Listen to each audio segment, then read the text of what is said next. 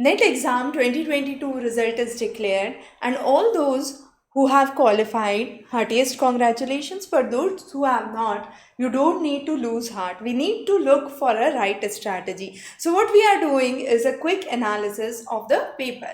Now, nearly 5.5 lakh candidate appeared for this exam, of which 43,000 qualified for NET and around 9,000 were qualified for JRF. Now, what would be the criteria?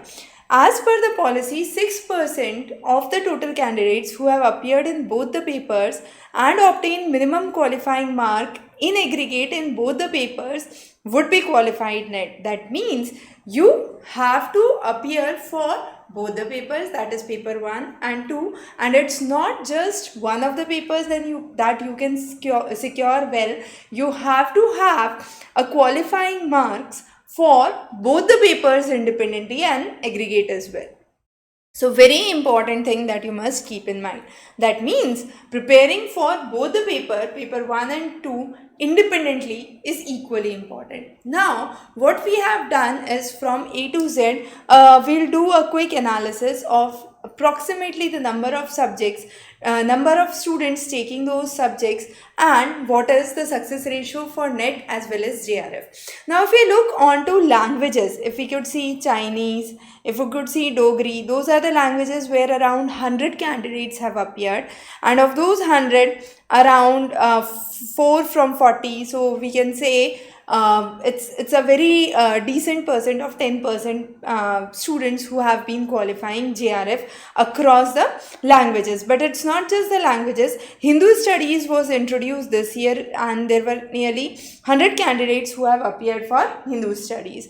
Going for the analysis, what are the popular subjects? The most popular subject we can see is commerce, with nearly 50,000 candidates appearing for it, but only 2,000 qualified for assistant professor, around 400 qualified for JRF position.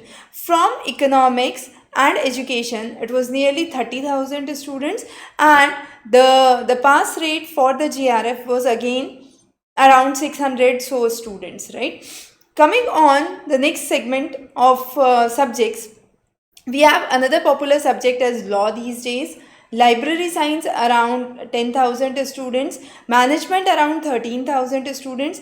One very popular subject in social sciences, political science, nearly 45,000 students appeared for it, but the percentage of students who qualified JRF is very high. If we compare it with the 50,000 students in commerce, we can see only 400 students qualified for JRF, but on the other hand, lesser number of students appeared for political science, but the percentage of students who qualified for JRF was excessively high.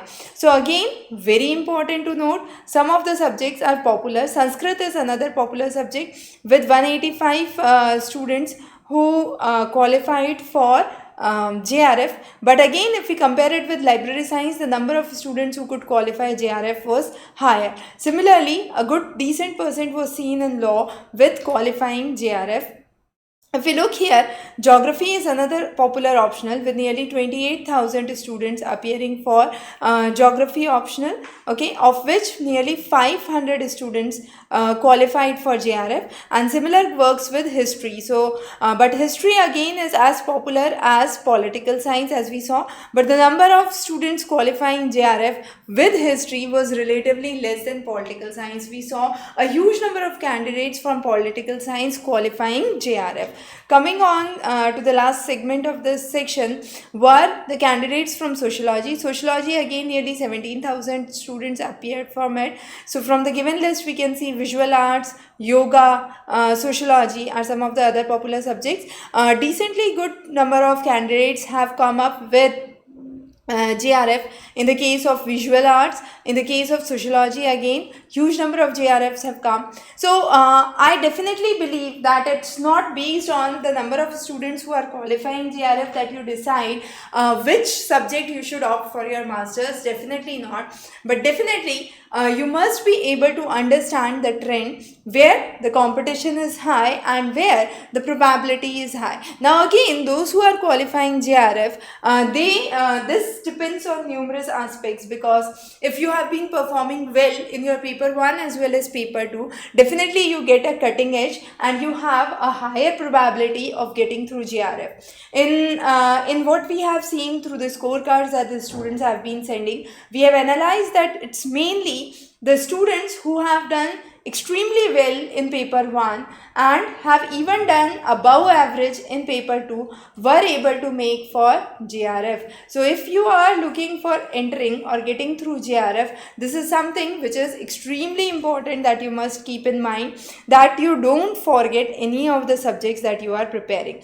Another important few subjects that we missed out here is psychology. Then you have Punjabi and Assamese as a regional language or as one of the languages are popular subjects in NET examination. Again, we have seen philosophy is another popular subject. Music again has around 4,000, 5,000 students, and mass comm again has 4,000, 5,000 students appearing for it. If we talk about English language, English literature, it is again a very popular subject with nearly 42,000 students appearing for it and nearly 600 students qualifying for JRF. So if we can see the number of JRF going through, the same number of students, similar number of students who have appeared for political science, English and history, the number of students who have qualified JRF are much higher as compared to the students who have done from commerce who would be going through JRF or who would be qualifying JRF. I hope you enjoyed this discussion, and in case if you have any questions or any doubts, feel free to connect with us again and we'll be more than happy to resolve your doubts and queries. Wish you very good luck. Have a wonderful day ahead. Practice well and do leave your doubts in the comment section below. We'll be more than happy to address it. Thanks a lot for joining.